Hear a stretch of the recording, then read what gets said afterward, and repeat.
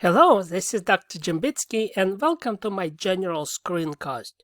So today I'm going to give you a few tips to help you to do better on an exam or quiz. So let's talk about an exam or quiz.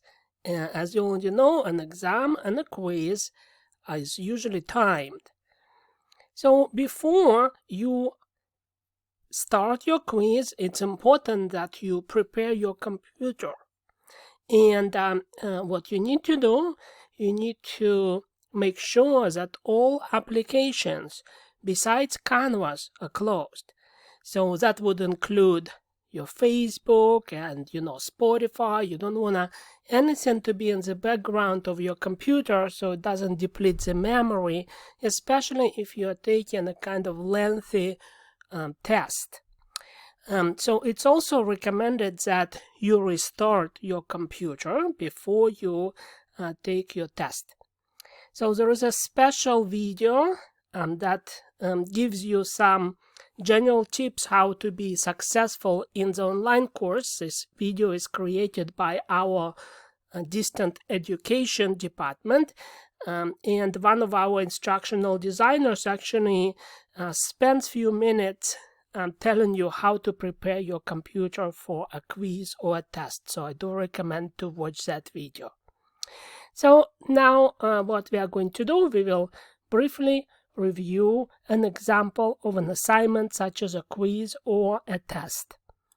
Okay, very well. So right now we are in the student view, and this is what a typical exam or quiz would look like. Obviously, there will be a name. In this particular case, this is exam 1, but it can be exam 2 or 3, or it can be a final exam, or it can be just a quiz. So the assignment name is usually at the top. So it tells you the due date.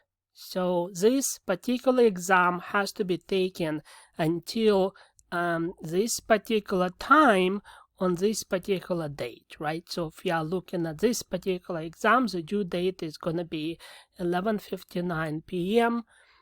on June 9th. What else is important here? So this particular exam has 50 points, and a student will receive 50 questions if they answer all 50 questions correctly. They will get 50 points. So it's look like in this particular case it's 1 point per question. So what else is important to keep in mind? It tells you when the exam becomes available, or the quiz when it becomes available, and it's not available as of today. So today is only the 3rd of June. So you can see it's there, but it's not available to take. But what is very important, when you look at this, it tells you that actually this quiz is currently locked, and there is a time period when the unlock process will happen, and you will be able to take the quiz or an exam. Now, you also have to pay attention that your assignment is timed. So here you have 50 minutes, but it can be 5 minutes, it can be 10 minutes, 60 minutes, 70 minutes, etc. Usually depends on the number of questions, right? So if you have less questions, you'll have less time. You have more questions, you will have more time. So here we go. So what is very important is probably not to wait until the very last minute, and also to allow yourself 50 minutes time. If you're done sooner, right, you can always finish sooner, but it's better to have extra time than not to have time. And whatever this time period is, you have to always keep it in mind when you're getting ready to take your quiz, so you don't run out of time.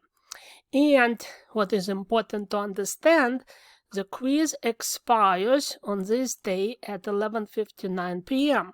So if you are still in process of taking this assignment at 11:59, and even if you just started it or you're halfway done, the assignment will be submitted automatically at 11:59. So if you are planning to take this assignment at the very last minute, for example, 11:15, right? You probably will not be able to go through all the questions, and what's going to happen at 11:59, the test will be submitted, right? So that make sure that you start this test at least an hour before it's expired, and maybe safer to take it before that. So if it's a shorter quiz, again, be very realistic about the time frame that you need to dedicate to actually take the quiz without rushing through the questions. All right, another thing. Usually you will have only one attempt at the quiz or an exam. So if you're not prepared to take it, and you opened it, and then you decided you're not going to continue because you're not doing very well, the quiz will still expire at a certain number of minutes, right? And you will not be able to kind of go back to the quiz. So if you started the quiz and then you decided to close it and, come back to this quiz next day, it's not going to be there because you have only one attempt to take a quiz or an exam.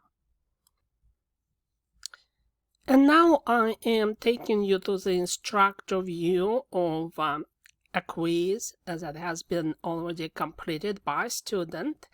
And in the instructor view, I am able to see the progress of the quiz. And I can see, how many minutes a person or seconds a person spent on each particular question. I can see that the person is progressing through the questions of this test. And I just want to show you a different log so you can see some difference for comparison purpose. Okay, so this is a different person taking a similar assignment, and I do have some red flags here. So I can see that this person actually doesn't feel very comfortable with the questions which are part of the quiz, and I can see that this person almost after every question leaves the quiz, opens a different window, and obviously the student is trying to find answers either in the ebook or just googling the answers. So the student left the quiz over here, and then he did it after the next question again. Okay, so actually I don't really know if it was he or she, but it doesn't matter. But as I scroll down, I can see that this happens literally after every question. So the person goes to a different window on their computer, tries to find the answers instead of honestly taking the quiz.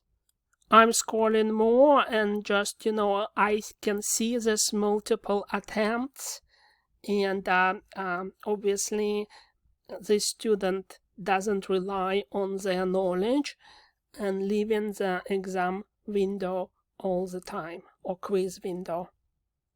So what's gonna happen if I open an activity log just like this, and I see red flags that indicate that you stop viewing the quiz and you are trying to find answers.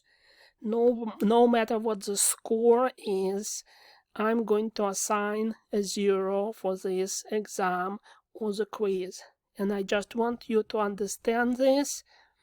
So I do trust that everybody is honestly taking a quiz or a test.